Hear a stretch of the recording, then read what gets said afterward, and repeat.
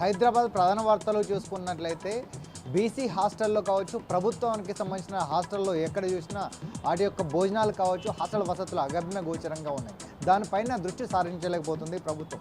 కాంగ్రెస్ ప్రభుత్వం ఏర్పడ్డ 2 సంవత్సరాల్లో బీసీ హాస్టల్లో, చిన్నారులు బాలికలు ఉండే హాస్టల్లో కావచ్చు, ఆఖరికి అగ్రికల్చర్ హాస్టల్లో కూడా ఫుడ్ పాయిజన్ కూడా ఇబ్బందులు పడుతున్నారు. కనీసం కాంగ్రెస్ ప్రభుత్వం విచారణ చేయలేకపోతుంది, దానిపైన దృష్టి సారించలేకపోతుంది.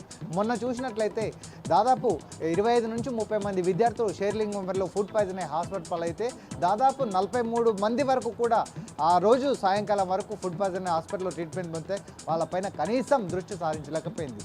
దాన్ని మరొక ముందే 2 రోజుల క్రితం ఇక్కడ రాజేంద్రనగర్లో చూసుకున్నట్లయితే అగ్రికల్చర్ యూనివర్సిటీలో దాదాపు 25 మంది ఫుడ్ పాయిజన్ అయ్యి డీహైడ్రేషన్తో హాస్పిటలైజ్ అయితే కనీసం వాళ్ళపైన బయటికి తీసుకురాకుండా సమాచారాన్ని కూడా గోప్యంగించింది దానికి సంబంధించినటువంటి అధికారులు కావచ్చు, ఈ సంబంధిత విద్యాశాఖ అధికారులు కావచ్చు, దాంతోపాటు విద్యాశాఖ అయినటువంటి మంత్రి రేవంత్ రెడ్డి ఇప్పటివరకు వాటిపైన రివ్యూ చేయకపోవడం, అసలు ఫుడ్ పాయిజన్ ఎందుకు అవుతుంది, దేనివల్ల అవుతుంది, బీసీ హాస్టల్లో కావచ్చు, చిన్నారుల హాస్టల్లో కావచ్చు, దాంతోపాటు గురుకుల పాఠశాలలో కావచ్చు, ఈరోజు చూసుకుంటే అగ్రికల్చర్ యూనివర్సిటీలో కూడా ఫుడ్ పాయిజన్ అవుతుంటే దానికి గల కారణాలు కూడా తెలుసుకోలేకపోతున్నాడు ముఖ్యమంత్రి రేవంత్ రెడ్డి.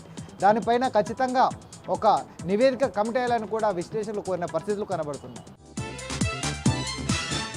ఇక మరొక వార్త చూసుకున్నట్లయితే హైదరాబాద్ నగరంలో ఏదో ఒక మూల, ఏదో ఒక కాలనీలో కావచ్చు, హాస్టల్లో కావచ్చు, హాస్పిటల్లో డ్రగ్ దందా కూడా విపరీతంగా రెచ్చిపోతుంది.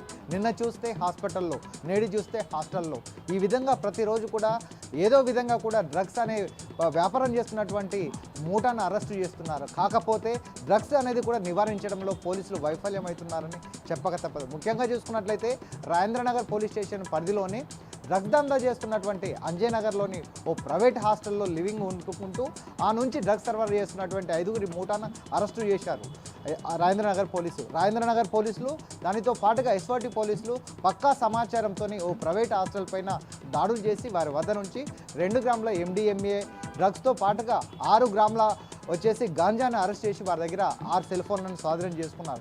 దీనితో పాటుగా వాళ్ళు ఎన్ని రోజుల కానుంచి ఈ విధమైన వ్యాపారం చేస్తున్నారు, దీంతో పాటుగా ఆన్లైన్లో సరఫరా చేస్తున్నారా, దాంతో పాటుగా కస్టమర్ దగ్గరికి వెళ్ళి ఇస్తున్నారనే విచారణ చేపట్టే పనిలో ఉన్నారు రాజేంద్రనగర్ పోలీసులు, ఎస్ఓటి పోలీసులు.